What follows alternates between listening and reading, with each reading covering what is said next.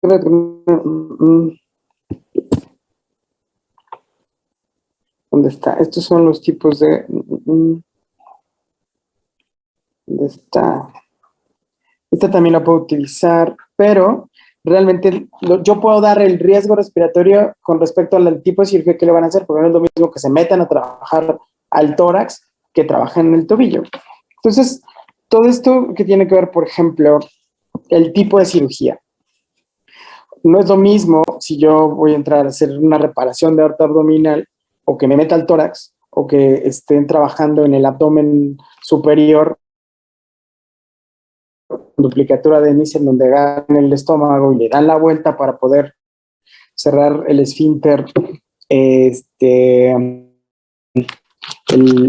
cardias, porque tiene a lo mejor una insuficiencia. Obviamente, si me voy al cuello, también que estoy ahí cerquita de la tráquea y cerquita de todo esto, pues voy a tener complicaciones. Si es una cirugía de emergencia, obviamente, sea lo que sea, yo también puedo hablar de todo esto.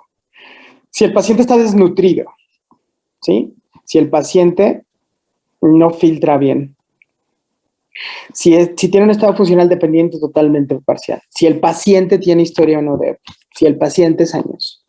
Entonces, como tal, esta clasificación, lo que está hablando es que obviamente va a aumentar muchísimo con respecto a la clase funcional, ¿no?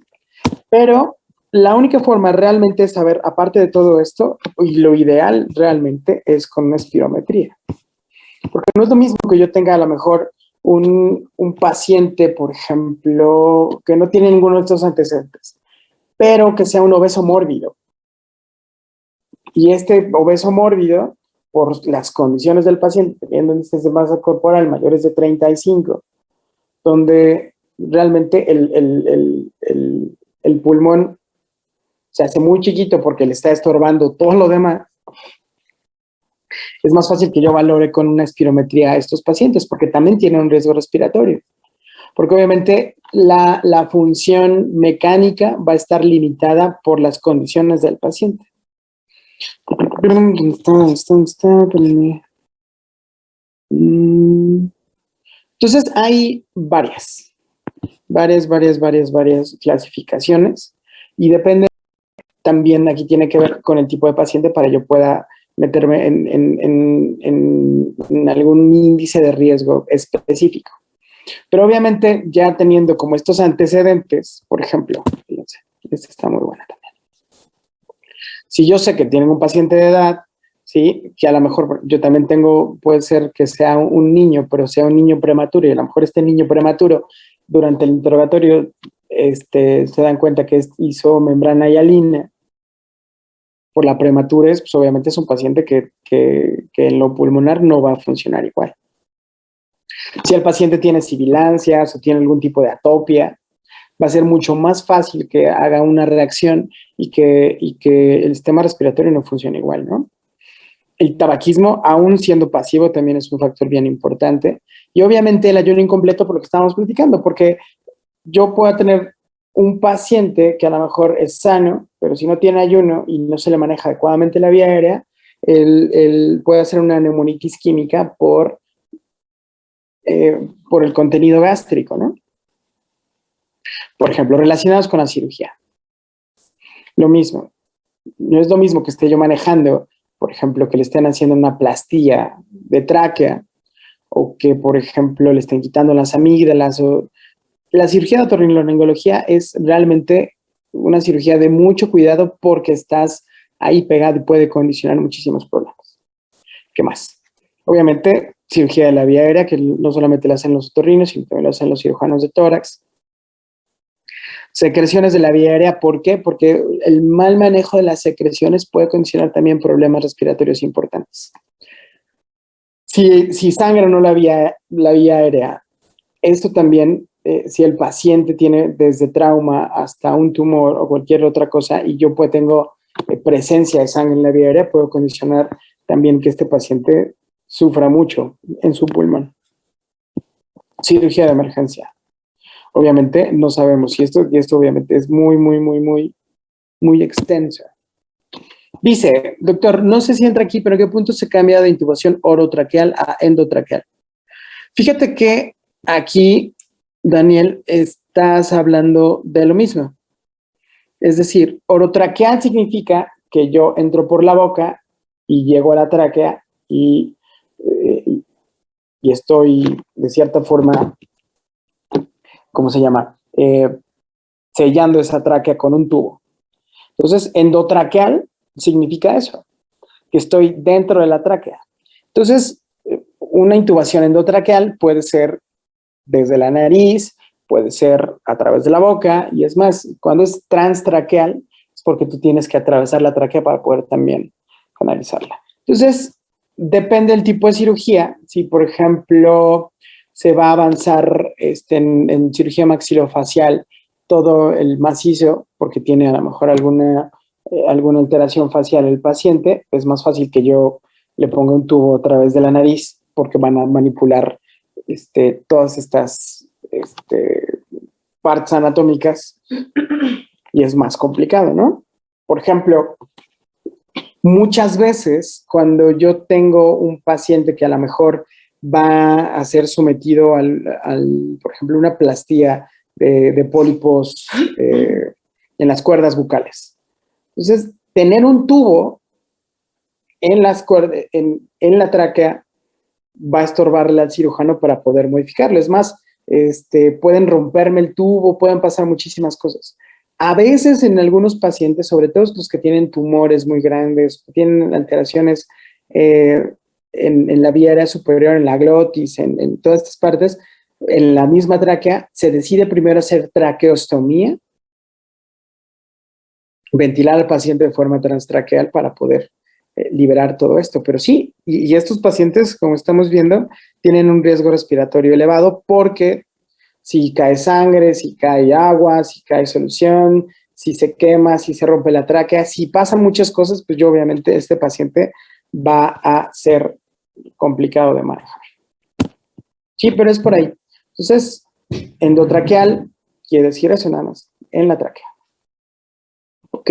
Luego, ¿qué tiene que ver? La premedicación con midazolam. ¿Por qué? Porque muchas veces si se quedan dormidos y hacen espasmo o se obstruyen solitos por la sedación, pueden causar algún tipo de problema, ¿no?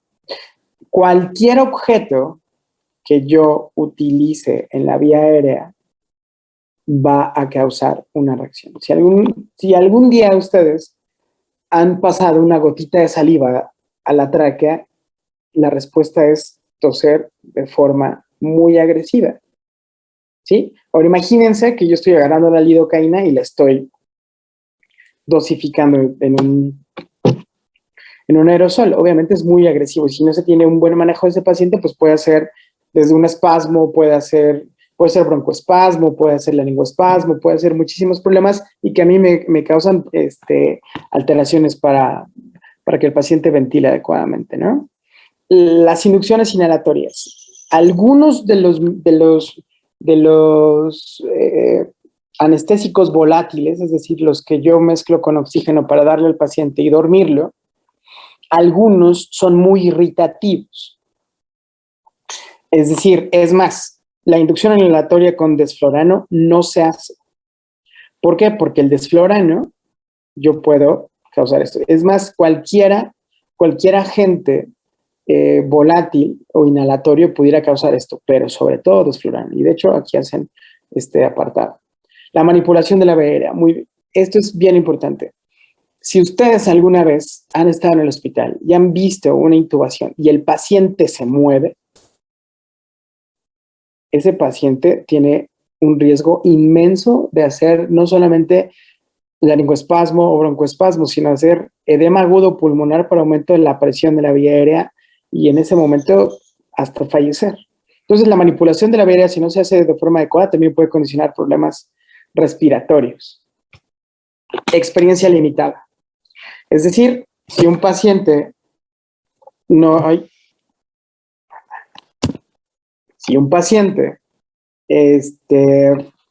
tiene también, por ejemplo, lo intuba el R1 y es la primera vez que intuba el R1 y no se hace una supervisión adecuada de esa maniobra, puede condicionar un problema en el paciente. Es decir, ese R1 ese interno, ese estudiante de medicina que va a intubar por primera vez, si no es bien supervisado, pues obviamente puede condicionarle todos estos problemas al paciente.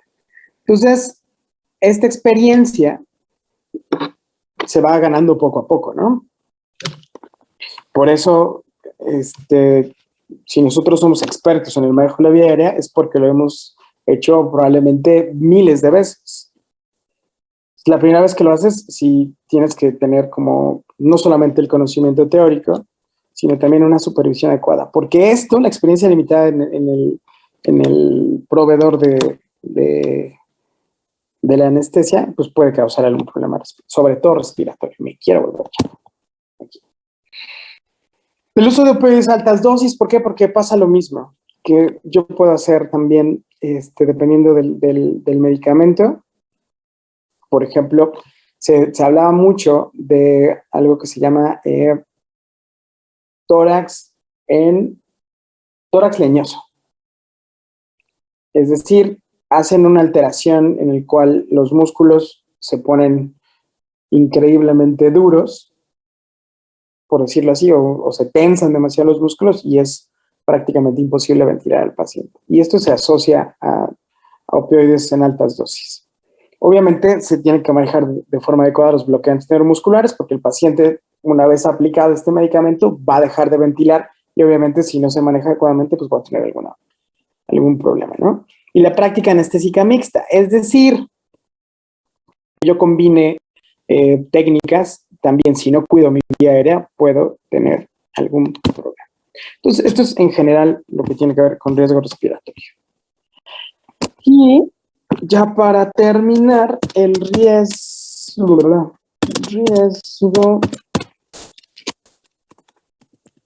ay, quiero ver, perdón.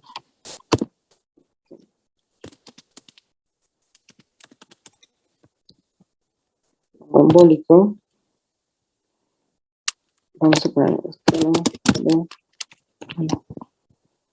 a ver uno nada más para que nos entienda.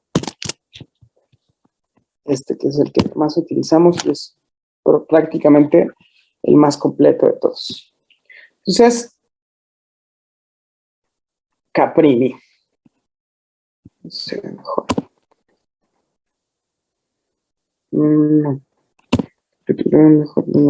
Aquí está.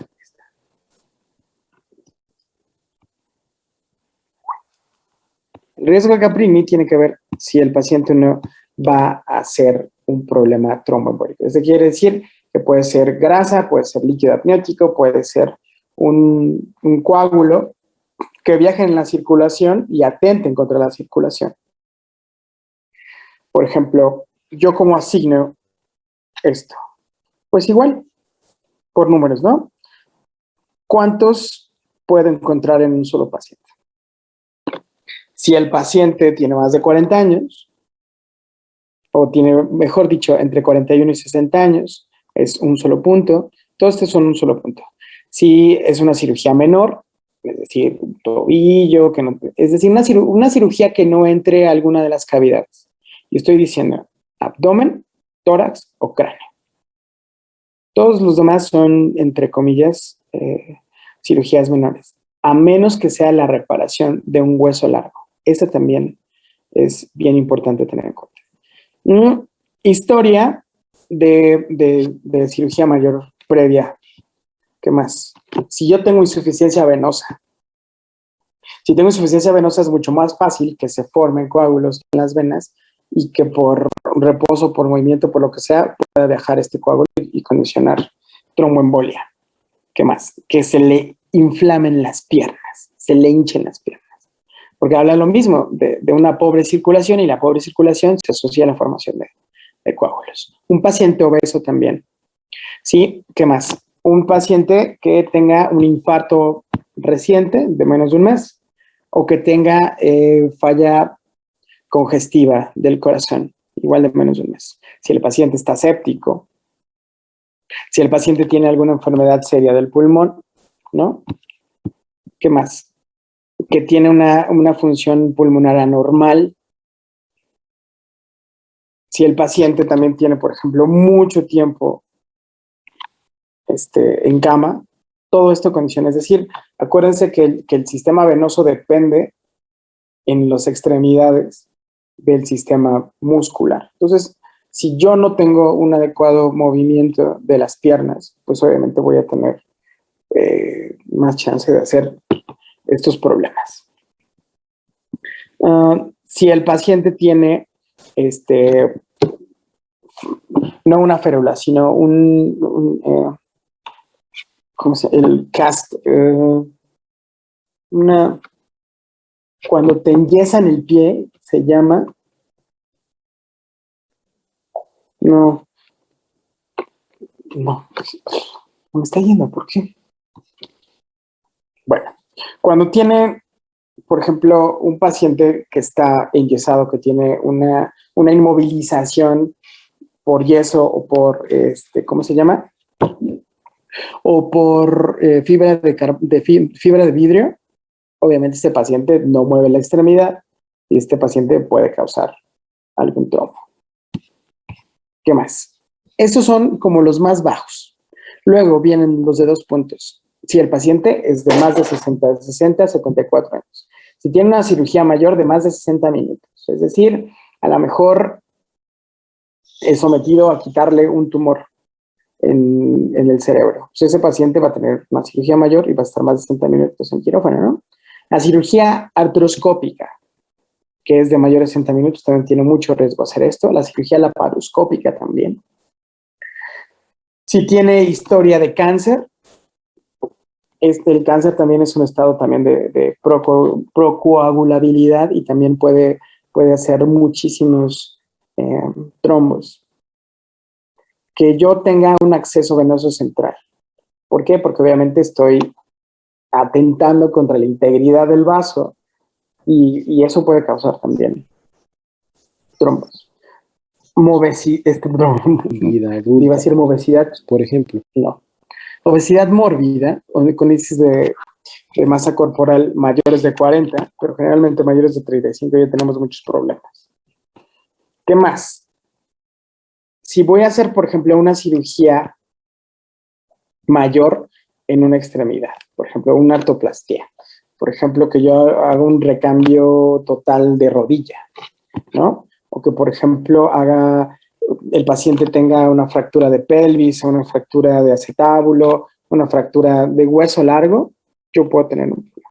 Obviamente, todo esto que haya sido recientemente, si el paciente tuvo un antecedente de evento vascular cerebral, obviamente es un antecedente importante. Un paciente, aunque no tenga ninguno de los anteriores, pero tiene un trauma múltiple o es un politraumatizado, que le fracturaron las piernas, que a lo mejor hizo neumotórax, que también hizo ruptura de vaso, todas estas cosas también aumentan muchísimo el riesgo. ¿Qué más? Una cirugía prolongada de más de 3 horas. Y fíjense, yo aquí ya estoy hablando de riesgos muchísimo más grandes. Un paciente de más de 75 años, con cirugías mayores, ¿sí? Que tiene esto es un síndrome de éstasis venosa, es decir, el paciente que no se mueve. Es un paciente que también tiene historia de alteraciones cardíacas, que en la familia tiene insuficiencia también venosa, que tenga cáncer o que tenga quimioterapia, que sea positivo al factor 5 de Leiden, que sea, ¿cómo se llama? Que tenga problemas en la protrombina 2021A. Todas estas cosas, que tenga yo homocisteína elevada, que tenga homocisteína elevada, son ya muchísimo más específicos. Pero yo lo que quiero llegar con esto es que obviamente el factor de que un paciente o el riesgo que un paciente tenga de producir un trombo que puede ser una tromboembolia pulmonar o puede ser un infarto, puede ser un evento vascular cerebral es muy alto. Por ejemplo, en las mujeres, si toman o no manejo del hormonal del control natal.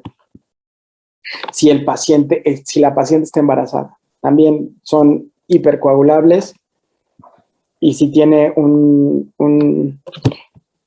¿cómo se llama? Un posparto, es decir,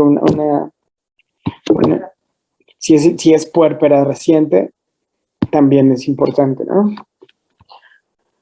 Por ejemplo, fíjense, si tiene antecedente de que durante el embarazo hizo una muerte súbita del bebé, también hizo abortos espontáneos más de 3, o si tiene, por ejemplo, el prematuro con toxemia, todas estas cosas van a decir que yo tengo muchísimo riesgo. Y obviamente yo lo que hago es esto, ¿no? Clasificarlo para hablar de esto. Entonces, yo lo que hago es, fíjense, Caprini lo que hace es, dependiendo del número de puntos, darle qué tanto riesgo puede haber. Entonces, si yo encontré más de 5, el paciente tiene muchísimo riesgo de hacer un problema de estos. Y se manejan también en las indicaciones medidas antitrombóticas. Por ejemplo, movilización temprana, uso de medias elásticas. Hay algunos aparatos en los cuales se ponen unas medias que son neumáticas que están moviendo constantemente las piernas y ayudando a la circulación. Yo puedo utilizar también medicamentos, por ejemplo, heparinas de bajo peso molecular como el Clexane, para yo tener menos riesgo a provocar una embolia. Entonces, eso tiene que ver con Caprini, que es como la más completa y es por eso la que quería yo hablarles.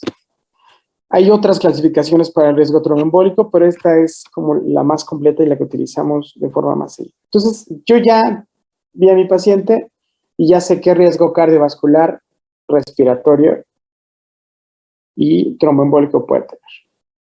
¿De acuerdo? Y si tienen alguna pregunta, con esto vamos a terminar valoración preanestésica. Muy bien. Para mis 22 niños inscritos, aquí va. Como requisito para su examen, que solamente voy a hacer un solo examen, el requisito para hacer el examen es que ustedes inscritos me hagan una valoración anestésica completa, con todo lo que vimos hasta ahora. Todo. ¿De acuerdo? Puede ser, bueno, ¿saben qué? Va a ser para cirugía mayor. Es decir, puede ser cualquier cirugía de, ¿cómo decirlo? De tórax, de abdomen, de cráneo. O si es, por ejemplo, de ortopedia, un recambio de prótesis de cadera, alguna cirugía grande que necesiten ver todo esto. Entonces, ese es el requerimiento. Yo les voy a decir cuánto, pero obviamente esto va a ser cercano al final del curso y va a ser su derecho a examen. ¿De acuerdo? Entonces, tienen mucho tiempo para hacerla y pues esa es probablemente la única tarea que les voy a dejar. ¿Ok? Entonces, espérame. Ya vimos historia de la anestesiología, conceptos generales, definiciones, tipos de anestesia, monitorización, valoración anestésica, historia clínica, escalas de clasificación, consentimiento informado. Ese a lo mejor hablamos de eso. Ayuno, broncoaspiración, vía aérea, no.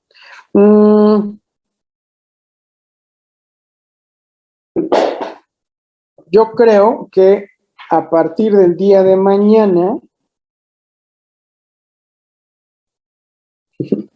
voy a empezar a hablar de vía aérea, ¿de acuerdo? Y voy a hacer como una introducción primero y lo que vamos a ver mañana es un repaso de fisiología, que eso sí me gustaría como para ayudarles y que quedara muchísimo mejor, ¿de acuerdo? Y pongan sus stickers tristes, porque esto realmente les va a ayudar a ver todo lo que tenemos.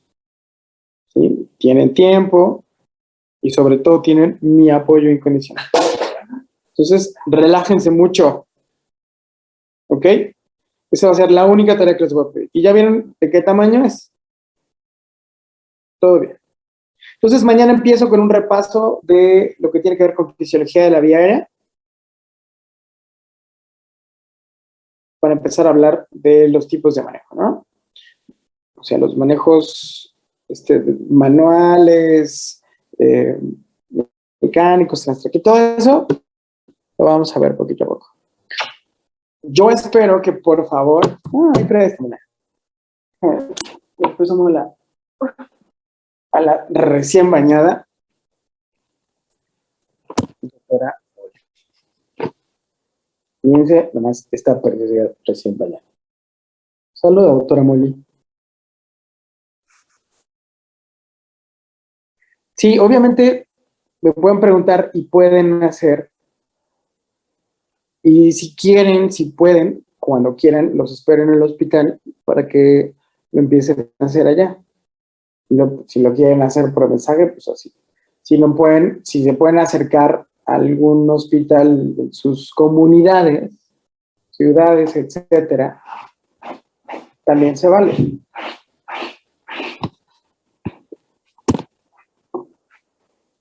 Está preciosa, sí, ya sé. Entonces, obviamente, ¿qué está diciendo? Doctor, no sé si dónde estoy aquí. Sí. Podemos mostrar nuestras mascotas, obviamente. ¿Qué edad tiene la doctora Molly? Va a cumplir 10 meses. Va a cumplir 10 meses. Está preciosidad. Saludos, doctora Molly. ¿De acuerdo? Entonces, tienen. Ay, a ver, de mí. A ver. Mire, Doc, su hermana de Molly. Oh, no. ¿Qué es un pi? Es un... Ah, mira. Oh, no. Qué chulos están. La mía es una Bull Terrier y tiene 3 meses. Oh, no. Saluda. Sé educada, Molly. Aquí está su hermana perdida de Molly, Doc, Bamba. ¿Bamba? Ay, es como del mismo color. Sí. Ah, qué padre. Así también. Bosteza. Lambón. Muy bien. Analiza, la tarea es una valoración preanestésica completa en una cirugía mayor. ¿De acuerdo? Y eso es, usted díganos qué día podemos, mejor digan ustedes, porque yo voy todos los días, yo solamente les voy a avisar cuando me estén en el hospital para que no vayan, porque obviamente necesito poder tomar vacaciones, porque no he tomado un solo día de vacaciones de este año. Pero sí, con mucho gusto. Váyanse organizando, vayan pensando qué tipo de paciente quieren y nosotros arreglamos lo demás. ¿De acuerdo? Bueno, entonces mañana empezamos con vía aérea. ¿Vale? Cuídense hartísimo y nos vemos el día de mañana. Pasen la tierra, lávense sus manitas, usen sus cubrebocas, vacúnense los que no se hayan vacunado y nos vemos el día de mañana. ¿Sale? Empezamos a ver vía aérea. Gracias, Doc.